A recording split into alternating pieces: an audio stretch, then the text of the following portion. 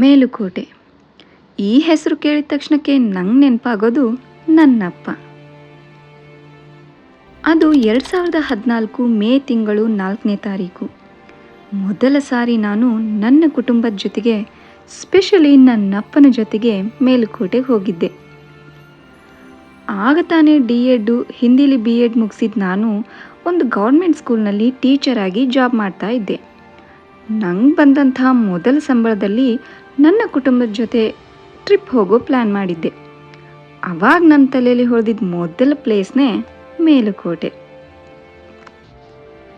ಮೇಲುಕೋಟೆನೇ select ಮಾಡೋದಕ್ಕೆ 2 main reason ಇದ್ವು. ಮೊದಲನೇದು, ನಮ್ಮ ಮನೆ ದೇವರು ಮೇಲುಕೋಟೆ ಶ್ರೀ ಚೆಲುವನಾರಾಯಣ ಸ್ವಾಮಿ. ಎರಡನೇದು, ನನ್ನಪ್ಪ ಇದುವರೆಗೂ ಯಾವತ್ತೂ ಮೇಲುಕೋಟೆಗೆ ಹೋಗೇ ಇಲ್ಲ ಅನ್ನೋ ಸತ್ಯ. ಅಪ್ಪ ಹೋಗೋದು ಬಿಡಿ, ಅವರಪ್ಪ ಅಂದರೆ ನಮ್ಮ ತಾತ ಮತ್ತು ಅವರಪ್ಪ ಅಂದರೆ ನಮ್ಮ ಮುತ್ತಾತ, ಹೀಗೆ 3 ತಲೆಮಾರಿಂದ ಯಾರೂ ಮೇಲುಕೋಟೆನೇ ನೋಡಿಲ್ವಂತೆ. ಹೌ ಫನಿ ಅಲ್ವಾ? ಅವ್ರ ಮನೆ ದೇವರು ಮೇಲುಕೋಟೆ ಆಗಿದ್ರು ಅವ್ರು ಯಾರೂ ಹೋಗಿಲ್ಲ ಅನ್ನೋ ವಿಚಾರ ನನ್ನ ತಲೆಯಲ್ಲಿ ಹಾಗೆ ಕೂತ್ಕೊಂಡ್ಬಿಟ್ಟಿತ್ತು. ಅದೇ ಕಾರಣಕ್ಕೆ ನನ್ನ ಮೊದಲ ಸಂಪಾದನೆಯಲ್ಲಿ ನನ್ನಪ್ಪನ್ನ ಮೇಲುಕೋಟೆಗೆ ಕರ್ಕೊಂಡು ಹೋಗೋದು ಅಂತ ಆಯಿತು. ಮೇ ತಿಂಗಳು 4ನೇ ತಾರೀಕು 2014ನೇ ಇಸ್ವಿ, ಬೇಸಿಗೆ ಕಾಲ ಅದು. ಅಪ್ಪ, ನಾನು, ಅಮ್ಮ, ಅಣ್ಣ, ತಂಗಿ ಇಷ್ಟು ಜನನೂ ಮೇಲುಕೋಟೆಗೆ ಹೋಗಿದ್ವಿ. ಮೊದಲ ಸಾರಿ ಮೇಲುಕೋಟೆಯನ್ನು ಕಣ್ತುಂಬಿಕೊಂಡಾಗ ಅದೆಷ್ಟು ತೃಪ್ತನಾಗಿದ್ದ ನನ್ನಪ್ಪ. ಆತನ ಕಂಗಳಲ್ಲಿ ಅದೆಂಥದೋ ಸಂತೃಪ್ತ ಭಾವ. 3 ತಲೆಮಾರಿಂದ ಯಾರೂ ಬಾರದ ಜಾಗಕ್ಕೆ ತಾ ಬಂದೇ ಬಿಟ್ಟೆನೆಂಬ ಜಂಭ. ಜೀವನ ಪೂರ್ತಿ ತನ್ನೂರು ಪಕ್ಕದೂರುಗಳನ್ನ ಬಿಟ್ಟರೆ ಮತ್ತೊಂದೂರನ್ನು ನೋಡಿರದ ಕಣ್ಣುಗಳು ಇಂದು ಹೊಸ ಜಾಗ ನೋಡಿದ ಖುಷಿ. ಆ ಜಾಗವನ್ನು ಮೂಲೆ ಮೂಲೆಯೂ ಬಿಡದೆ ಜಾಲಾಡಬೇಕೆಂಬ ಆಸೆ. ಮತ್ತಿನ್ನೇನಿರ್ಬೋದು ಈ ಊರಲ್ಲಿ ಅನುಭವಿಸೋಕೆ ಅನ್ನೋ ಕುತೂಹಲ. ಇಂಥದ್ದೊಂದು ಜಾಗಕ್ಕೆ ತನ್ನ ಮಗಳು ಕರೆತಂದದ್ದಕ್ಕೊಂದು ಸಣ್ಣ ಗರ್ವ. ಮನದೊಳಗೆ ಹೇಳಿಕೊಳ್ಳಲಾಗದ ಸಂಭ್ರಮ.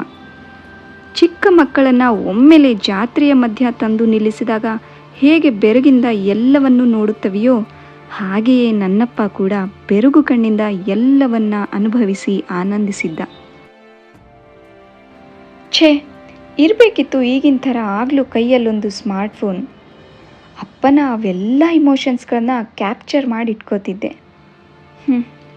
ಪರವಾಗಿಲ್ಲ, ಅವೆಲ್ಲ ಸವಿ ನೆನಪುಗಳನ್ನು ಹೃದಯವೆಂಬ ಮೆಮೊರಿ ಕಾರ್ಡ್ ಒಳಗೆ ಭದ್ರವಾಗಿ ಸೇವ್ ಮಾಡಿಟ್ಕೊಂಡಿದ್ದೀನಿ. ಆ ಕಟ್ಟಿಟ್ಟ ನೆನಪುಗಳ ಬುತ್ತಿಯನ್ನು ಬಿಚ್ಚೋ ಆಸೆ ಆಗ್ತಿದೆ ಇವತ್ತು ನನಗೆ. ಯಾಕಂದರೆ ಇವತ್ತು ಮಾರ್ಚ್ 19th, ನನ್ನಪ್ಪ ನಮ್ಮನ್ನಗಲಿದ ದಿನ. ದೈಹಿಕವಾಗಿ ನಮ್ಮನ್ನು ಬಿಟ್ಟೋಗಿದ್ರು ನನಗೆ ಬೀಳೋ ಪ್ರತಿ ದಿನ ಕನಸಲ್ಲಿ, ನಾನಾಡೋ ಪ್ರತಿ ಮಾತಲ್ಲಿ, ಮನಸ್ಸಿನ ಆಳದ ಬೆಚ್ಚಗೆ ಬಚ್ಚಿಕೊಂಡಿರೋ ಸವಿ ನೆನಪುಗಳಲ್ಲಿ ನನ್ನಪ್ಪ ಇಂದಿಗೂ ಜೀವಂತವಾಗಿದ್ದಾನೆ. ಅದೆಲ್ಲಕ್ಕಿಂತ ಹೆಚ್ಚಾಗಿ ಅಪ್ಪನೇ ನನ್ನ ಹೊಟ್ಟೆಯಲ್ಲಿ ಹುಟ್ಟಿ ನನ್ನ ಮಗ ರಿಶಾಂಕ್ನ ರೂಪದಲ್ಲಿ ನನ್ನ ಜೊತೆ ಸದಾ ಇರ್ತಾನೆ. ಬನ್ನಿ, ನೆನಪಿನ ದೋಣಿಯೇರಿ ನನ್ನೊಂದಿಗೆ ನೀವು ಕೂಡ ಮೇಲುಕೋಟೆಯನ್ನು ಅನುಭವಿಸಿ. ಹೇ, ನಮಸ್ತೆ. ಮೇಲುಕೋಟೆ ಅನುಭವಿಸೋಕ್ಕೂ ಮುಂಚೆ ನನ್ನ ಕಿರುಪರಿಚಯ. ನಾನು ಚಂದ್ರಿಕಾ. ನನಗೆ ಮದುವೆ ಆಗಿ ಬರೋ ಜೂನ್ಗೆ 9 ವರ್ಷ. ಈತ ನನ್ನ ಬಾಳ ಸಂಗಾತಿ ಶ್ರವಣ್. ವೃತ್ತಿಯಲ್ಲಿ ಸಾಫ್ಟ್ವೇರು, ಹೃದಯ ಕೂಡ ಅಷ್ಟೇ ಸಾಫ್ಟು. ನಮಗೊಬ್ಬ ತರ್ಲೆ ಮಗ ಇದ್ದಾನೆ, ರಿಶಾಂಕ್, 5 ವರ್ಷ ಈಗ. ಇದು ನನ್ನ ಈಗಿನ ಪುಟ್ಟ ಪ್ರಪಂಚ. ಇಷ್ಟು ಸಾಕು ಪರಿಚಯ. ಇದನ್ನು ಪಕ್ಕಕ್ಕಿಟ್ಟು ಮೇಲುಕೋಟೆ ವಿಷಯಕ್ಕೆ ಬರೋಣ. ನನ್ನ ಮಗ ರಿಶಾಂಕ್ಗೆ 2 ವರ್ಷ ತುಂಬಿ 3ನೇ ವರ್ಷಕ್ಕೆ ಕಾಲಿಟ್ಟಿದ್ದ. ಅವನಿಗೀಗ ಮುಡಿ ಕೊಡಬೇಕಿತ್ತು, ಅಂದರೆ ಕೇಶಮುಂಡನ ಮಾಡಿಸ್ಬೇಕಿತ್ತು. ನಮ್ಮ ಕಡೆ ಜವಳ ತೆಗೆಸೋದು ಅಂತಾರೆ. ಜೊತೆಗೆ ಅಕ್ಷರಾಭ್ಯಾಸ ಕೂಡ ಮಾಡಿಸೋಣ ಅಂತ ತೀರ್ಮಾನ ಮಾಡಿದ್ವಿ. ಎಲ್ಲಿ ಅನ್ನೋ ಪ್ರಶ್ನೆ ಉದ್ಭವ ಆಗೋಕ್ಕೂ ಮುಂಚೆನೇ ನನ್ನ ಗಂಡ ಮೇಲುಕೋಟೆ ಅಂತ ಹೇಳಿಯಾಗಿತ್ತು. ಇನ್ನೇನು, ಗರಿಗೆದ್ರಿ ನಿಂತ ಹಕ್ಕಿ ಅಂತಾಯಿತು ನನ್ನ ಮನ. ಫೆಬ್ರವರಿ 7, 2023. ಬರೋಬ್ಬರಿ 9 ವರ್ಷಗಳ ನಂತರ ಮೇಲುಕೋಟೆಗೆ ಮತ್ತೆ ಕಾಲಿಟ್ಟಿದ್ದೆ. ಮೇಲುಕೋಟೆ ತುಂಬ ದೊಡ್ಡದೇನಲ್ಲ. ಸ್ವಚ್ಛಂದವಾದ ಪ್ರಕೃತಿಯಲ್ಲಿ ಹಚ್ಚ ಹಸುರಿನ ಮಧ್ಯೆ ಬೆಚ್ಚಗೆ ಕೂತಿರೋ ಒಂದು ಪುಟ್ಟ ಊರು. ಹೊರಗಿನ ಪ್ರಪಂಚಕ್ಕೆ ಸಂಬಂಧವೇ ಇಲ್ಲದ ಹಾಗೆ ದಿನನಿತ್ಯದ ಕೆಲಸಗಳನ್ನ ಮಾಡ್ತಾ ತಮ್ಮ ಪಾಡಿಗೆ ತಾವು ಬದುಕ್ತಿರೋ ಅಲ್ಲಿನ ಜನ. ಪಾಳು ಬಿದ್ದಿರೋ ಕಟ್ಟಡಗಳಿಗೆ ಇತಿಹಾಸದ ಕಥೆಗಳನ್ನು ಹೇಳೋ ತವಕ. ಪ್ರವಾಸಿಗರೇ ಇಲ್ಲದೆ ಬಿಕೋ ಅನ್ನುತ್ತಿರೋ ಬೀದಿಗಳು, ಭಕ್ತರಿಲ್ಲದ ದೇವಾಲಯಗಳು, ಗಿರಾಕಿಗಳಿಲ್ಲದ ಅಂಗಡಿಗಳು, ಅಲ್ಲಲ್ಲಿ ಕಾಣಸಿಗೋ ಗುಡಿ ಗೋಪುರಗಳ ಅವಶೇಷಗಳು, ಖಾಲಿ ರಸ್ತೆಗಳು. ಮೇಲುಕೋಟೆಯ ಬೀದಿಗಳಲ್ಲಿ ನಡೆದುಕೊಂಡು ಹೋಗ್ತಾ ಇದ್ರೆ ಅದೆಂಥದೋ ರೋಮಾಂಚನ. 9 ವರ್ಷಗಳ ಹಿಂದೆ ಮೇಲುಕೋಟೆ ಹೀಗಿರಲಿಲ್ಲ. ಮೇಲುಕೋಟೆಯ ಬೀದಿಗಳು ಪ್ರವಾಸಿಗರಿಂದ ತುಂಬಿ ತುಳುಕ್ತಾ ಇದ್ವು. ದೇವಸ್ಥಾನಗಳಲ್ಲಿ ಭಕ್ತರ ಸಂಭ್ರಮ, ಅಂಗಡಿ ಮುಂಗಟ್ಟುಗಳ ಮುಂದೆ ಗಿರಾಕಿಗಳ ಸಡಗರ, ಕಾಲಿಡಲೂ ಜಾಗವಿಲ್ಲದಂತೆ ಜನರಿಂದ ತುಂಬಿರ್ತಿದ್ದಂಥ ರಸ್ತೆಗಳು, ಬೇಡವೆಂದರೂ ಕಿವಿಗಪ್ಪಳಿಸುವ ಜನರ ಸದ್ದು ಗದ್ದಲ. ಒಟ್ಟಿನಲ್ಲಿ ಮೇಲುಕೋಟೆ ಮದುವೆಗೆ ಸಿಂಗರಿಸಿಕೊಂಡ ನವವಧುವಿನಂತೆ ಕಂಗೊಳಿಸ್ತಾ ಇತ್ತು. ಆದರೆ ಈಗ ಅದೇ ಮೇಲುಕೋಟೆ ಇನಿಯನಿಂದ ದೂರಗೊಂಡು ವಿರಹ ವೇದನೆಯಲ್ಲಿ ರೋಧಿಸುತ್ತಿರೋ ಭಗ್ನ ಪ್ರೇಮಿಯಂತೆ ಭಾಸವಾಗ್ತಿತ್ತು. ಆದರೂ ಒಂಥರ ಚಂದ ಅನ್ನಿಸ್ತಿದೆ ಇವತ್ತಿನ ಈ ಮೇಲುಕೋಟೆ. ಇಲ್ಲಿ ಬರೀ ನಾವು, ನಮ್ಮ ಜೊತೆ ಮೇಲುಕೋಟೆ. ಮನಸ್ಸು ಬಿಚ್ಚಿ ಇಂಥ ಮೇಲುಕೋಟೆಯನ್ನು ಅನುಭವಿಸಿ ಆನಂದಿಸೋಣ ಬನ್ನಿ. ನಾವಿರೋದು ಮುಂಬೈಯಲ್ಲಿ. ಮುಂಬೈಯಿಂದ ಡೈರೆಕ್ಟ್ ಮೇಲುಕೋಟೆಗೆ ಫ್ಲೈಟು, ಟ್ರೈನು ಅಥವಾ ಬಸ್ಸು ಯಾವುದೇ ರೀತಿಯಾದಂಥ ಕನೆಕ್ಟಿವಿಟಿ ಇಲ್ಲ. ಹಾಗಾಗಿ ಮೇಲುಕೋಟೆಗೆ ನಿಯರೆಸ್ಟ್ ರೈಲ್ವೆ ಸ್ಟೇಷನ್ ಬಂದು ಮೈಸೂರು ಜಂಕ್ಷನು. ಸೊ ಮೊದಲು ನಾವು ಮೈಸೂರಿಗೆ ಬಂದು ಮೈಸೂರಲ್ಲಿ 4 ದಿನ ಇದ್ದು ಅಲ್ಲಿಯ ಒಂದು ಟೂರಿಸ್ಟ್ ಪ್ಲೇಸಸ್ನೆಲ್ಲ ಎಕ್ಸ್ಪ್ಲೋರ್ ಮಾಡಿಬಿಟ್ಟು ಅಲ್ಲಿಂದ ಒಂದು ಕ್ಯಾಬ್ ಬುಕ್ ಮಾಡಿಕೊಂಡು ನಾವು ಮೇಲುಕೋಟೆಗೆ ಬಂದ್ವಿ. ಸೊ ಕ್ಯಾಬಲ್ಲಿ ಬರಬೇಕಾದ್ರೆ ನನ್ನ ಮಗನ ಒಂದು ಕ್ಯೂಟ್ ಮೂಮೆಂಟ್ನ ನಾನು ಕ್ಯಾಪ್ಚರ್ ಮಾಡಿಕೊಂಡೆ. ಅವನು ಮಲ್ಕೊಂಡೇ ಚಿಪ್ಸ್ ತಿಂತಾ ಇದ್ದ. ಸಖತ್ ಫನ್ನಿ ಆಗಿತ್ತು. ಇನ್ನು ನಾವು ಮೇಲುಕೋಟೆಗೆ ಬಂದು ರೀಚ್ ಆದಾಗ ಆಲ್ರೆಡಿ ಮಧ್ಯಾಹ್ನ 3 ಗಂಟೆ ಆಗೋಗಿತ್ತು. ಇದು ಬಂದು ನಾವು ಉಳ್ಕೊಂಡಿದ್ದಂಥ ಒಂದು ರೂಮು, ಶ್ರೀ ಗರಿಕೆ ಗಣಪತಿ ಯಾತ್ರಿ ನಿವಾಸ ಅಂತ. ನಾನು ಮುಂಚೆನೇ ಹೇಳಿದಾಗೆ ಮೇಲುಕೋಟೆ ತುಂಬ ದೊಡ್ಡ ಊರೇನಲ್ಲ. ಸೊ ಹಾಗಾಗಿ ನಮಗೆ ಇಲ್ಲಿ ಇರೋದಕ್ಕೆ ಹೋಟೆಲ್ಗಳೆಲ್ಲ ಸಿಗೋದಿಲ್ಲ. ಸೊ ಈ ಥರದ ಒಂದು ಚಿಕ್ಕ ಚಿಕ್ಕ ರೂಮ್ಗಳನ್ನೇ ಅಲ್ಲಿರುವಂಥ ಲೋಕಲ್ ಪೀಪಲ್ಗಳು ನಡೆಸ್ಕೊಂಡು ಹೋಗ್ತಾರೆ. ಅದರಲ್ಲೂ ಕೂಡ ತುಂಬ ಆಪ್ಷನ್ಸ್ ಎಲ್ಲ ಇರೋದಿಲ್ಲ. ಕೆಲವೇ ಬೆರಳೆಣಿಕೆ ಎಷ್ಟು ಒಂದು ಯಾತ್ರಿ ನಿವಾಸಗಳು ನಿಮಗೆ ಅಲ್ಲಲ್ಲಿ ಸಿಗುತ್ತೆ. ಸೊ ನಮಗೆ ಈ ಒಂದು ರೂಮ್ ಬಂದು ಪರ್ ಡೇಗೆ 1000 ರೂಪೀಸ್ ಬಿದ್ದಿತ್ತು. ನಾವು 3 ದಿನ ಇದ್ವಿ. ಯಾಕೆ ಅಂತಂದರೆ ನನ್ನ ಮಗನ ಒಂದು ಕೇಶಮುಂಡನ ಆಮೇಲೆ ಅಕ್ಷರಾಭ್ಯಾಸ ಕಾರ್ಯಕ್ರಮ ಇತ್ತಲ್ವ. ಸೊ ಹಾಗಾಗಿ 3 ದಿನ ನಾವು ಇದೇ ರೂಮಲ್ಲಿ ಇದ್ದಿದ್ದು. ಈ ರೂಮು ನೀಟ್ ಆ್ಯಂಡ್ ಕ್ಲೀನ್ ಆಗಿತ್ತು. ಸೊ ನಿಮಗೆ ಎಕ್ಸ್ಟ್ರಾ ಬೆಡ್ಸ್ ಕೂಡ ಕೊಡ್ತಾರೆ ತುಂಬ ಜನ ಇದ್ದೀರಿ ಅಂತ ಅಂದರೆ. ಸೊ ನನ್ನ ಮಗ ಬಂದು ಆಲ್ರೆಡಿ ಟಯರ್ಡ್ ಆಗೋಗಿದ್ದ, ಮಲ್ಕೊಂಡು ಬಿಟ್ಟಿದ್ದ. ಆ್ಯಂಡ್ ಈ ಒಂದು ರೂಮಿಂದ ವ್ಯೂ ನಿಮಗೆ ತೋರಿಸ್ತಾ ಇದ್ದೀನಿ. ಸಖತ್ತಾಗಿತ್ತು, ತುಂಬ ಪ್ರಶಾಂತವಾಗಿತ್ತು. ಆ್ಯಕ್ಚುಲಿ ಮೇಲುಕೋಟೆನೇ ತುಂಬ ಪ್ರಶಾಂತವಾಗಿದೆ, ತುಂಬ ನೆಮ್ಮದಿ ಕೊಡುತ್ತೆ ಮನಸ್ಸಿಗೆ. ಸೊ ಮಧ್ಯಾಹ್ನ ಆಗಿದ್ದರಿಂದ ನಮಗೆ ಹೊಟ್ಟೆ ಕೂಡ ತುಂಬ ಹಸುವಾಗ್ತಾಯಿತ್ತು. ಹಾಗಾಗಿ ನಾವು ಮೇಲುಕೋಟೆಯಲ್ಲೇ ತುಂಬ ಫೇಮಸ್ ಆಗಿರುವಂಥ ಸುಬ್ಬಣ್ಣ ಮೆಸ್ಗೆ ಊಟ ಮಾಡೋದಕ್ಕೆ ಅಂತ ಹೋದ್ವಿ. ಇನ್ನು ಈ ಒಂದು ಮೆಸ್ ಬಗ್ಗೆ ನಾನು ತುಂಬ ಕೇಳಿದ್ದೆ, ಸುಮಾರಷ್ಟು ವಿಡಿಯೋಗಳು ನೋಡಿದ್ದೆ, ತುಂಬ ಟೇಸ್ಟಿಯಾಗಿರುತ್ತೆ ಫುಡ್ ಅಂತ. ಸೊ ಅದಕ್ಕೆ ಟ್ರೈ ಮಾಡೋಣ ಅಂತ ನಾವು ಕೂಡ ಹೋಗಿದ್ವಿ. ತುಂಬ ವೆರೈಟೀಸ್ ಆಫ್ ಪಲ್ಯಗಳನ್ನ ಕೊಡ್ತಾರೆ, ಚಪಾತಿ ಕೊಡ್ತಾರೆ, ಅನ್ನ ಕೊಡ್ತಾರೆ. ಅದ್ರ ಜೊತೆಗೆ ಒಂದು ಸ್ಪೆಷಲ್ ಆಗಿರುವಂಥ ಸಿಹಿ ಪೊಂಗಲ್ನ ಕೊಡ್ತಾರೆ. ನಾವು ಹೋಗಿದ್ದು 2023ನೇ ಇಸ್ವಿ. ಸೊ 3 ವರ್ಷ ಆದ್ರೂ ನಾನಿವಾಗ ಈ ವಿಡಿಯೋ ರೆಕಾರ್ಡ್ ಮಾಡಬೇಕಾದ್ರೂ ಕೂಡ ನನಗೆ ಬಾಯಲ್ಲಿ ನೀರು ಬರ್ತಾ ಇದೆ ಆ ಒಂದು ಸಿಹಿ ಪೊಂಗಲ್ನ ನೋಡಿ. ಅಷ್ಟು ಟೇಸ್ಟಿಯಾಗಿತ್ತು. ಟೋಟಲಾಗಿ ಊಟ ಕೂಡ ತುಂಬ ಟೇಸ್ಟಿಯಾಗಿತ್ತು. 120 ರೂಪಾಯಿ ಇತ್ತು ಊಟಕ್ಕೆ. ಸೊ ಇವರೇ ಸುಬ್ಬಣ್ಣ ಅವರು. ಈ ಒಂದು ಹೋಟೆಲ್ನ ಇವರ ತಾತ ಅವರು ಫಸ್ಟು ನಡೆಸ್ಕೊಂಡು ಹೋಗ್ತಿದ್ರಂತೆ. ಇವಾಗ ಸುಬ್ಬಣ್ಣ ಅವರು ಅಂದರೆ ಅವ್ರ ಮೊಮ್ಮಗ ಸುಬ್ಬಣ್ಣ ಅವರು ನಡೆಸ್ಕೊಂಡು ಹೋಗ್ತಾರೆ. ಸುಬ್ಬಣ್ಣ ಅವರು ನನ್ನ ಮಗನ ನೋಡಿದ ತಕ್ಷಣವೇ ಈ ಒಂದು ಕ್ಯಾಂಡಿನ ಕೊಟ್ಟರು. ತುಂಬ ಖುಷಿ ಆಯ್ತು ಈ ಒಂದು ಗೆಸ್ಚರ್ ನೋಡಿಬಿಟ್ಟು. ಇವರೇ ಸುಬ್ಬಣ್ಣ ಅವರು. ನನ್ನ ಮಗ ಕೂಡ ತುಂಬ ಖುಷಿಯಿಂದನೇ ಆ ಕ್ಯಾಂಡಿನ ಎಂಜಾಯ್ ಮಾಡಿಕೊಂಡು ತಿಂದ. ಇನ್ನು ಊಟ ಆದಮೇಲೆ ಸ್ವಲ್ಪ ಹೊತ್ತು ಸುತ್ತಾಡ್ಕೊಂಡು ಬರೋಣ ಅಂತ ಹೊರಗಡೆ ಹೋದಾಗ ಶ್ರೀ ಚೆಲುವನಾರಾಯಣ ಸ್ವಾಮಿ ದೇವಸ್ಥಾನದ ಹಿಂದ್ಗಡೆನೆ ನನಗೊಂದು ಪ್ಲೇಸ್ ಕಣ್ಣಿಗೆ ಬಿತ್ತು. ಈ ಒಂದು ಪ್ಲೇಸ್ ಏನು ನೋಡ್ತಿದ್ರಲ್ವ, ಇಲ್ಲಿ ನನ್ನ ಕುಟುಂಬದ ಜೊತೆ ಬಂದಾಗ ಅಂದರೆ 2014ನೇ ಇಸ್ವಿಯಲ್ಲಿ ಬಂದಾಗ ಅನ್ನದಾನ ಮಾಡ್ತಾಯಿದ್ರು. ಫ್ರೀಯಾಗಿ ಊಟ ಕೊಡ್ತಾಯಿದ್ರು ಅಲ್ಲೇ ನಾವು ಊಟ ಮಾಡಿದ್ದು. ಆ್ಯಂಡ್ ಈ ಒಂದು ಪ್ಲೇಸ್ ಬಂದು ನಮ್ಮ ಕುಟುಂಬದ ಜೊತೆ ನಾನು ಇದ್ದದ್ದು ಇವಾಗ ಇದು ಮುಚ್ಚಿದ್ದಾರೆ. ಬಟ್ ನಾವು ನನ್ನೆಲ್ಲ ಫ್ಯಾಮಿಲಿ ಟೋಟಲಾಗಿ ನಾವು ಇಲ್ಲೇ ಉಳ್ಕೊಂಡಿದ್ದು. ಸೊ ಈ ಒಂದು ಪ್ಲೇಸ್ನ ನೋಡಿ ಖುಷಿ ಆಯಿತು. ಆ್ಯಂಡ್ ಈ ಒಂದು ಅಂಗಡಿ ಬಂದು ನನಗೆ ಮನಸ್ಸಿಗೆ ತುಂಬ ಹತ್ತಿರವಾಗಿರುವಂಥದ್ದು. ಯಾಕೆ ಅಂತಂದರೆ ನನ್ನಪ್ಪ ಇದೇ ಒಂದು ಅಂಗಡಿಯಲ್ಲಿ ಲೆಕ್ಕವಿಲ್ಲದಷ್ಟು ಪಂಚೆಗಳನ್ನ ಶರ್ಟ್ ಬಟ್ಟೆಗಳನ್ನ ಕೊಂಡ್ಕೊಂಡಿದ್ದ. ಸೊ ಹಾಗಾಗಿ ಅದೇ ಸವಿ ನೆನಪಿಗೆ ನನ್ನ ಮಗನಿಗೂ ಕೂಡ ಒಂದು ಚಿಕ್ಕ ಪಂಚೆಯನ್ನು ಕೊಂಡ್ಕೊಂಡೆ ನಾನು ಕೂಡ. ಅಷ್ಟೊತ್ತಿಗಾಗಲೇ ಸಾಯಂಕಾಲ ಆಗ್ತಾಯಿತ್ತು. ಹಾಗಾಗಿ ಶ್ರೀ ಚೆಲುವನಾರಾಯಣ ಸ್ವಾಮಿ ದರ್ಶನ ಮಾಡ್ಕೊಂಡು ಹೋಗೋಣ ಅಂದ್ಬಿಟ್ಟು ದೇವಸ್ಥಾನಕ್ಕೆ ಬಂದ್ವಿ. ಈ ಒಂದು ದೇವಸ್ಥಾನದ ವೈಶಿಷ್ಟ್ಯ ಏನಪ್ಪ ಅಂತಂದರೆ ಪ್ರತಿ ವರ್ಷ ಮಾರ್ಚ್ ಅಥವಾ ಏಪ್ರಿಲ್ ತಿಂಗಳಲ್ಲಿ ವೈರಮುಡಿ ಉತ್ಸವ ನಡೆಯುತ್ತೆ 13 ದಿನಗಳ ಕಾಲ. ಅದರ ಜೊತೆಗೆ ರಾಮಾನುಜಾಚಾರ್ಯರಿಗೂ ಕೂಡ ಈ ಒಂದು ಮೇಲುಕೋಟೆಯ ಜೊತೆಗೆ ಒಂದು ನಂಟಿದೆ. ಅದೇನು ಅಂತಂದರೆ ಭಗವಂತ ವಿಷ್ಣು ರಾಮಾನುಜಾಚಾರ್ಯ ಅವರ ಕನಸಲ್ಲಿ ಬಂದುಬಿಟ್ಟು ಮೇಲುಕೋಟೆಗೆ ಹೋಗೋದಕ್ಕೆ ಹೇಳಿದ್ರಂತೆ. ಸೊ ಹಾಗಾಗಿ ಅವರು ಈ ಒಂದು ಮೇಲುಕೋಟೆಗೆ ಬಂದು 14 ವರ್ಷ ಇದ್ದರು ಅನ್ನೋ ಒಂದು ಪ್ರತೀತಿ ಕೂಡ ಇದೆ.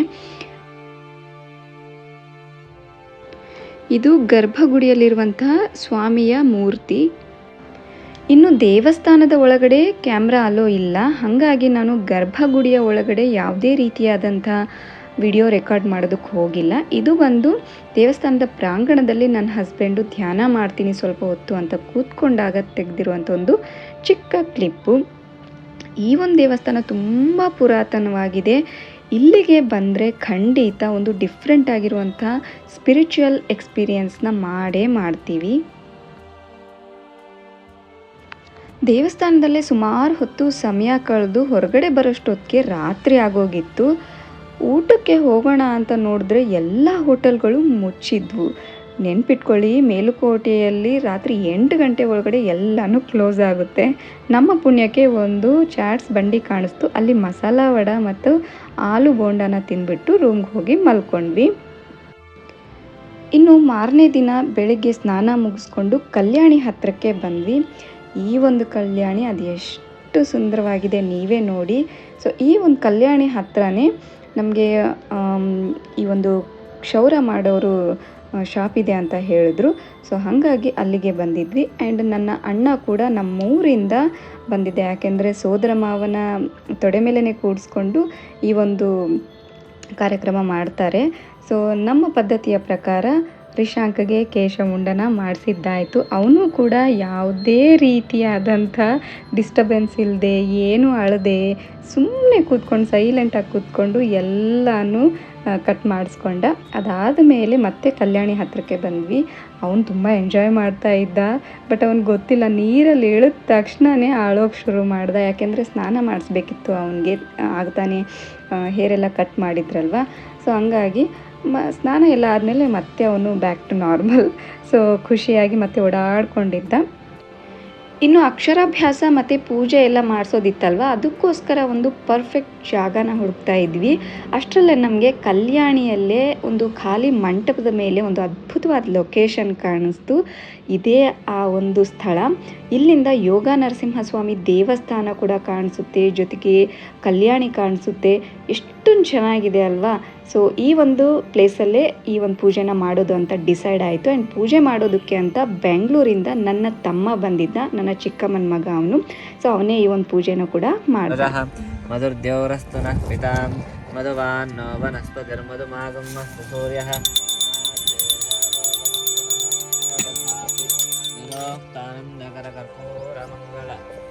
पूजयामि हरिद्राचूर्णं समर्पयामि सर्वजनवशीकरणार्थे कुङ्कुमचूर्णं समर्पयामि।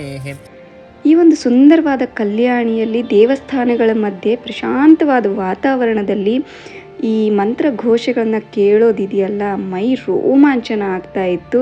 ಸೊ ಅದರ ಒಂದು ಝಲಕ್ನ ನಾನು ನಿಮಗೆ ತೋರಿಸಿದ್ದು ಇಷ್ಟೊತ್ತು. ಅದಾದಮೇಲೆ ರಿಶಾಂಕ್ಗೆ ಅಕ್ಷರಾಭ್ಯಾಸದ ಏನೆಲ್ಲ ಪ್ರಾಸೆಸ್ ಇರುತ್ತೆ ಅದನ್ನೆಲ್ಲ ಮಾಡಿಸ್ಬಿಟ್ಟು ಮತ್ತೆ ಚಲುವನಾರಾಯಣ ಸ್ವಾಮಿ ದೇವಸ್ಥಾನಕ್ಕೆ ಹೋಗಿಬಿಟ್ಟು ಅಲ್ಲಿ ದರ್ಶನ ಮಾಡಿಕೊಂಡು ಅದಾದಮೇಲೆ ಊಟ ಮಾಡಿಕೊಂಡು ನಾವು ರೂಮ್ಗೆ ಹೋಗಿ ರೆಸ್ಟ್ ಮಾಡಿದ್ವಿ. ಇನ್ನಿದು ನೆಕ್ಸ್ಟ್ ಡೇ ಮಾರ್ನಿಂಗ್ ಬೆಳಗ್ಗೆನೆ ಬೇಗ ಎದ್ದು ಸ್ನಾನ ಎಲ್ಲ ಮುಗಿಸ್ಕೊಂಡು ಯೋಗ ನರಸಿಂಹಸ್ವಾಮಿ ದೇವಸ್ಥಾನಕ್ಕೆ ಅಂತ ಬಂದದ್ದು. ಎಂಟ್ರೆನ್ಸಲ್ಲೇ ನಿಮಗೆ ಪೂಜೆಗೆ ಸಂಬಂಧಪಟ್ಟ ಸಾಮಾನುಗಳು ಸಿಗುತ್ತೆ. ನೀವು ಅವ್ರ ಹತ್ರನೇ ನಿಮ್ಮ ಚಪ್ಪಲಿಗಳನ್ನ ಬಿಟ್ಟು ದರ್ಶನಕ್ಕೆ ಹೋಗಬಹುದು ಅಂತಂದ. 1000 ವರ್ಷಗಳಷ್ಟು ಪುರಾತನವಾದಂತಹ ಈ ದೇವಸ್ಥಾನ ಬೆಟ್ಟದ ಮೇಲಿರೋದ್ರಿಂದ 400 ಮೆಟ್ಲುಗಳನ್ನು ಹತ್ಕೊಂಡು ಹೋಗಬೇಕಾಗುತ್ತೆ. ಆದರೂ ಆಯಾಸವಂತೂ ಖಂಡಿತ ಆಗೋದಿಲ್ಲ. ಯಾಕೆ ಅಂತಂದರೆ ದಾರಿಯುದ್ದಕ್ಕೂ ಹೂ ಹಾಸಿಗೆ ನಿಮ್ಮನ್ನ ಕೈ ಬೀಸಿ ಕರೆಯುತ್ತೆ.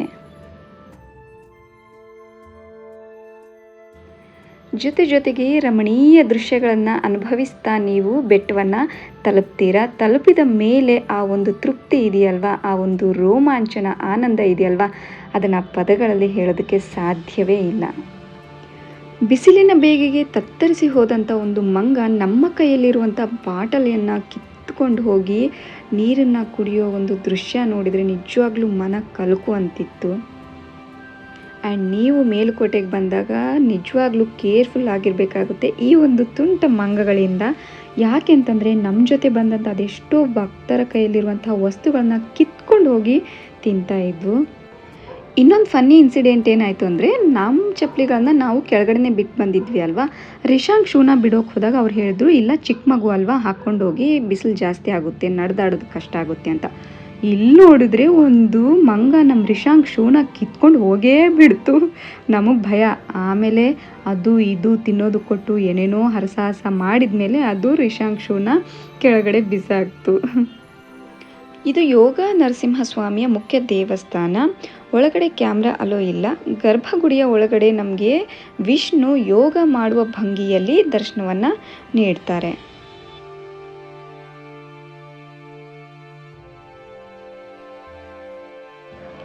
ಬೆಟ್ಟದ ಮೇಲಿಂದ ಕಲ್ಯಾಣಿ ಜೊತೆಗೆ ಮೇಲುಕೋಟೆಯ ಪೂರ್ತಿಯಾದಂತಹ ಅದ್ಭುತ ದೃಶ್ಯವನ್ನು ಕಣ್ತುಂಬಿಕೊಂಡು ನಾವು ಕೆಳಗಿಳಿದು ಹೋಗಬೇಕಾದ್ರೆ ನ್ಯೂ ಸಂಪತ್ ಕುಮಾರ್ ಭವನ್ ಅನ್ನೋ ಒಂದು ಹೋಟೆಲ್ ಕಾಣಿಸ್ತು. ಅದರಲ್ಲಿ ಟಿಫನ್ ಮಾಡಿಕೊಂಡು ಮತ್ತೆ ನಮ್ಮ ಪಯಣವನ್ನು ಮುಂದುವರಿಸಿ ಕಲ್ಯಾಣಿ ಹತ್ತಿರಕ್ಕೆ ಬಂದಿದ್ದೀವಿ. ಈ ಕಲ್ಯಾಣಿಯ ಬಗ್ಗೆ ಹೇಳಬೇಕು ಅಂತಂದರೆ ಪದ್ಮಪುರಾಣದಲ್ಲೂ ಉಲ್ಲೇಖ ಇದೆ. ಜೊತೆಗೆ ಮತ್ಸ್ಯ ಪುರಾಣದ ಪ್ರಕಾರ ವಿಷ್ಣುವಿನ ವಾಹನವಾದಂಥ ಗರುಡ ವಿಷ್ಣುವಿನ ಶ್ವೇತದ್ವೀಪದಿಂದ ಬಿಳಿ ಮಣ್ಣನ್ನು ತೆಗೆದುಕೊಂಡು ಬಂದು ಇಲ್ಲಿ ಇರಿಸಲಾಗಿತ್ತು ಅನ್ನುವಂಥ ಒಂದು ಪ್ರತೀತಿ ಇದೆ.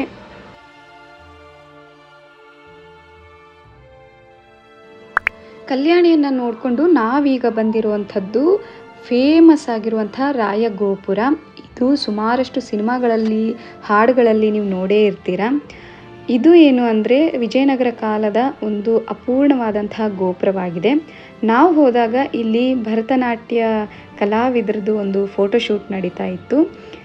ಈ ಒಂದು ಗೋಪುರವನ್ನು ನೀವು ಸುಮಾರಷ್ಟು ಸಿನಿಮಾದ ದೃಶ್ಯಗಳಲ್ಲಿ ಕೂಡ ನೋಡೇ ಇರ್ತೀರ. ಸಿಂಹಾದ್ರಿಯ ಸಿಂಹದೃಶ್ಯದಲ್ಲಿ ಪಂಚಾಯಿತಿಯ ಒಂದು ಸೀನನ್ನು ಇಲ್ಲೇ ಮಾಡಿದ್ದಾರೆ. ರಜನಿಕಾಂತ್ ಅವರ ಫಿಲ್ಮ್ನ ಕೂಡ ಇಲ್ಲಿ ಮಾಡಿದ್ದಾರೆ. ಇಲ್ಲಿ ಇರುವಂಥ ಒಂದು ಕೆತ್ತನೆಗಳು ತುಂಬಾ ಆಕರ್ಷಣೀಯವಾಗಿವೆ. ಇನ್ನು ನೆಕ್ಸ್ಟ್ ನಾವು ಹೋಗ್ತಾ ಇರೋದು ಮೇಲುಕೋಟೆಯಲ್ಲಿರುವಂಥ ಒಂದು ಹಿಡನ್ ಪ್ಲೇಸ್ಗೆ. ಮೇಲುಕೋಟೆಗೆ ಬಂದಿರುವಂಥ ಸಾಕಷ್ಟು ಜನ ಇದನ್ನು ನೋಡ್ದೇ ಹೋಗ್ತಾರೆ. ಏನು ಅಂದರೆ ಧನುಷ್ ಕೋಟೆಗೆ. ಇದು ಒಂದು ಅರಣ್ಯ ಪ್ರದೇಶದಲ್ಲಿದೆ, ಹಾಗಾಗಿ ಆಟೋ ಮಾಡಿಕೊಂಡು ಹೋಗಬೇಕು ಅಂತ ಅಲ್ಲಿರೋರು ಹೇಳಿದ್ರು. ಆ್ಯಕ್ಚುಲಿ ಫಸ್ಟ್ ನಮಗೆ ಒಳಗಡೆ ಬಿಡಲೇ ಇಲ್ಲ, ಕ್ಲೋಸ್ ಆಗಿದೆ, ಇದು ಕನ್ಸ್ಟ್ರಕ್ಷನ್ ನಡೀತಾ ಇದೆ, ಸ್ಟ್ರಿಕ್ಟಾಗಿ ರಿಸ್ಟ್ರಿಕ್ಷನ್ ಮಾಡಿದ್ದಾರೆ ಗೌರ್ಮೆಂಟು, ಅದು ಇದು ಅಂತ ಹೇಳಿದ್ರು. ಬಟ್ ನಾವು ರಿಕ್ವೆಸ್ಟ್ ಮಾಡ್ಕೊಂಡ್ವಿ, ತುಂಬ ದೂರದಿಂದ ಮುಂಬೈಯಿಂದ ಬಂದಿದ್ದೀವಿ, ಸೊ ಒಂದು ಸರಿ ನೋಡಿ ಹೋಗ್ಬಿಡ್ತೀವಿ ಅಂತ. ಹಂಗಂದಾಗ ಸರಿ ಒಳಗಡೆ ಹೋಗಬೇಕು ಅಂದರೆ ನಿಮಗೆ ನಡ್ಕೊಂಡು ಹೋಗೋದಕ್ಕಾಗಲ್ಲ, ಯಾಕೆ ಅಂದರೆ ಎಲ್ಲ ಪ್ರಾಣಿಗಳೆಲ್ಲ ಓಡಾಡ್ತಾ ಇವೆ ಇವಾಗ ಅಂತ ಹೇಳಿದರು. ನಾವು ನನ್ನ ಕುಟುಂಬದ ಜೊತೆ ಬಂದಾಗ ನಾವು ನಡ್ಕೊಂಡೇ ಹೋಗಿದ್ವಿ. ಇದು ಆಲ್ಮೋಸ್ಟ್ 1.5 ಕಿಲೋಮೀಟ್ರ್ ಇರ್ಬೋದು ಅಷ್ಟೇ. ಬಟ್ ಇವಾಗ ಆಟೋ ಮಾಡಿಕೊಂಡು ಬಂದ್ವಿ ಒಳಗಡೆ. ಸೊ ಇದು ಏನು ಅಂದರೆ ಶ್ರೀರಾಮ ಸೀತೆ ವನವಾಸದ ಸಮಯದಲ್ಲಿ ಇಲ್ಲಿದ್ದರು ಅನ್ನೋ ಒಂದು ಪ್ರತೀತಿ ಇದೆ. ಆ ಸಮಯದಲ್ಲಿ ಸೀತೆಗೆ ಒಂದು ಸರಿ ದಾಹ ಆಗುತ್ತೆ, ನೀರು ಬೇಕು ಅಂತಂದಾಗ ಅಲ್ಲಿ ಕಲ್ಲು ಬಂಡೆಗಳೇ ಕಾಣಿಸ್ತಾ ಇರುತ್ತೆ. ಸೊ ನೀರು ಇರೋದಿಲ್ಲ. ಆ ಟೈಮಲ್ಲಿ ಒಂದು ದೊಡ್ಡ ಕಲ್ಲು ಬಂಡೆಗೆ ಶ್ರೀರಾಮ ಬಾಣವನ್ನು ಬಿಟ್ಟು ನೀರನ್ನು ಚಿಮುಕಿಸ್ತಾನೆ. ಅದನ್ನು ನೀವು ಇವಾಗಲೂ ನೋಡ್ಬೋದು. ಇದು ರಾಮ ಮತ್ತು ಸೀತೆಯ ಒಂದು ಪಾದಗಳು ಅಂತ ಹೇಳ್ತಾರೆ. ಇಲ್ಲಿ ನೋಡ್ತಿದ್ದೀರಲ್ವ, ಸೊ ಇದೇ ಒಂದು ದೊಡ್ಡ ಬಂಡೆಗೆ ರಾಮನು ತನ್ನ ಬಾಣವನ್ನು ಬಿಟ್ಟಾಗ ನೀರು ಚಿಮ್ಮಿದಂಥ ಸ್ಥಳ. ಇಲ್ಲಿನ ಲೋಕಲ್ ಜನ ಹೇಳ್ತಾರೆ ಈ ಒಂದು ಸ್ಥಳದಲ್ಲಿ ನೀರು ಯಾವಾಗಲೂ ಇರುತ್ತೆ, ಬತ್ತಿ ಹೋಗೋದೇ ಇಲ್ಲ. ಬೇಸಿಗೆ ಕಾಲ ನಾವು ಹೋಗಿದ್ದು, ಆದರೂ ಕೂಡ ನೀರು ಕಾಣಿಸ್ತಾನೆ ಇತ್ತು. ಅದ್ರ ಜೊತೆಗೆ ಇಲ್ಲೊಂದು ದೇವಸ್ಥಾನ ಕೂಡ ಇದೆ, ಆಂಜನೇಯನ ದೇವಸ್ಥಾನ. ಇನ್ನು ನನ್ನ ಮಗ ಅಂತೂ ಆಂಜನೇಯನ ದೊಡ್ಡ ಭಕ್ತ. ಅವನಿಗೆ ತುಂಬಾ ಇಷ್ಟ ಹನುಮಂತ ಅಂದರೆ. ಹಾಗಾಗಿ ಮತ್ತೆ ಮತ್ತೆ ನಮಸ್ಕಾರ ಮಾಡ್ಕೊಳ್ತಾ ಇದ್ದಾನೆ. ಇನ್ನು ಕೊನೆಯದಾಗಿ ನಾವು ಅಕ್ಕ ತಂಗಿಯರ ಕೊಳಕ್ಕೆ ಬಂದಿದ್ದೀವಿ. ಇಲ್ಲೂ ಕೂಡ ಒಂದು ಆಂಜನೇಯನ ದೇವಸ್ಥಾನ ಇದೆ. ಇದ್ರ ಹಿಂದೆಯೇ ಅಕ್ಕ ತಂಗಿಯರ ಕೊಳ ಇದೆ. ಈ ಕೊಳಗಳಿಗೆ ಅಕ್ಕ ತಂಗಿಯರ ಕೊಳ ಅಂತ ಯಾಕೆ ಹೆಸರು ಬಿತ್ತು ಅಂತ ಅಂದರೆ, ಪುರಾತನ ಕಾಲದಲ್ಲಿ ದೇವಸ್ಥಾನಗಳನ್ನ ನಿರ್ಮಾಣ ಮಾಡಬೇಕು ಅಂದಾಗ ಮೊದಲು ಕಲ್ಯಾಣಿಗಳನ್ನ ನಿರ್ಮಾಣ ಮಾಡ್ತಾಯಿದ್ರು.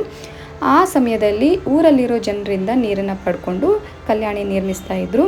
ಇದೇ ಥರನೇ ಈ ಮೇಲ್ಕೋಟೆಯಲ್ಲೂ ಕೂಡ ಊರಲ್ಲಿರೋ ಜನರಿಂದ ನೀರನ್ನು ಪಡ್ಕೊಳ್ಬೇಕಾದ್ರೆ ಅಕ್ಕ ತಂಗಿಯರ ಮನೆಗೆ ಹೋಗ್ತಾರೆ. ಅಲ್ಲಿ ನೀರನ್ನು ಕೇಳಿದಾಗ ಅಕ್ಕ ಪೂರ್ತಿಯಾಗಿ ನೀರನ್ನು ಕೊಡ್ತಾಳೆ. ಆದರೆ ತಂಗಿ ನಾನು ಯಾಕೆ ನೀರನ್ನು ಕೊಡಬೇಕು, ಕೊಡೋದಿಲ್ಲ ಅಂತ ಅಂದ್ಬಿಟ್ಟು ಅರಮನಸಿಂದಾನೇ ನೀರನ್ನು ಕೊಡ್ತಾಳೆ. ಹಾಗಾಗಿ ಇವತ್ತಿಗೂ ಕೂಡ ಅಕ್ಕನ ಕೊಳದಲ್ಲಿರುವಂಥ ನೀರು ಕುಡಿಯೋದಕ್ಕೆ ಶ್ರೇಷ್ಠವಾಗಿದೆ. ಅದೇ ತಂಗಿಯ ಕೊಳದಲ್ಲಿರುವಂಥ ನೀರು ಯಾರೂ ಕುಡಿಯೋದಿಲ್ಲ, ಬರೀ ಸ್ನಾನ ಮಾಡೋದಕ್ಕೆ, ಬಟ್ಟೆ ಒಗೆಯೋದಕ್ಕೆ ಉಪಯೋಗಿಸ್ತಾರೆ. ಇನ್ನು ನಾವು ಹೋದಾಗ ಶಿಥಿಲಾವಸ್ಥೆಯಲ್ಲಿತ್ತು ಅಕ್ಕ ತಂಗಿಯರ ಕೊಳ. ಆದಷ್ಟು ಬೇಗ ಪುನರುಜ್ಜೀವನಗೊಳ್ಳಲಿ ಅಂತ ಹೇಳ್ತಾ ಇಲ್ಲಿಗೆ ನನ್ನ ಒಂದು ಮೇಲುಕೋಟೆಯ ಅನುಭವವನ್ನು ಮುಗಿಸ್ತಾ ಇದ್ದೀನಿ. ಸೊ ನಾವು ಮತ್ತೆ ಬಸ್ ಹತ್ತಿ ಜಕ್ಕನಹಳ್ಳಿಗೆ ಹೋಗಿ ಅಲ್ಲಿಂದ ಇನ್ನೊಂದು ಬಸ್ಸನ್ನು, ಮೈಸೂರು ಬಸ್ಸನ್ನು ಹತ್ತಿ ಪಾಂಡವಪುರಕ್ಕೆ ಬಂದ್ವಿ. ಪಾಂಡವಪುರದಿಂದ ಟ್ರೈನನ್ನು ಹತ್ತಿ ಮೈಸೂರಿಗೆ ಹೋಗ್ಬಿಟ್ಟು ಮೈಸೂರಿಂದ ಮತ್ತೆ ನಾವು ನಮ್ಮ ಊರು ಮುಂಬೈಗೆ ವಾಪಸ್ಸಾದ್ವಿ. ಈ ಒಂದು ಅನುಭವ, ಮೇಲುಕೋಟೆಯ ಅನುಭವ ನಿಮಗೂ ಕೂಡ ಖುಷಿ ಕೊಟ್ಟಿದೆ ಅಂತ ಅಂದ್ಕೊಂಡಿದ್ದೀನಿ. ನನ್ನ ಜೊತೆಗೆ ನೀವು ಅನುಭವಿಸಿದಿರಿ, ಆನಂದಿಸಿದಿರಿ ಅಂತ ಅಂದ್ಕೊಂಡು ಮತ್ತೆ ನಾನು ಇನ್ನೊಂದು ನನ್ನ ಜೀವನದ ಅನುಭವದ ಜೊತೆಗೆ ನಿಮ್ಮ ಮುಂದೆ ಬರ್ತೀನಿ. ಅಲ್ಲಿವರೆಗೂ ಕಣ್ತುಂಬ ನಿದ್ದೆ ಮಾಡಿ, ಹೊಟ್ಟೆ ತುಂಬ ಊಟ ಮಾಡಿ, ಬಾಯಿ ತುಂಬ ನಗ್ತಾ ಇರಿ, ಮನಸ್ಸು ತುಂಬ ಖುಷಿಯಾಗಿರಿ. ನಮಸ್ಕಾರ.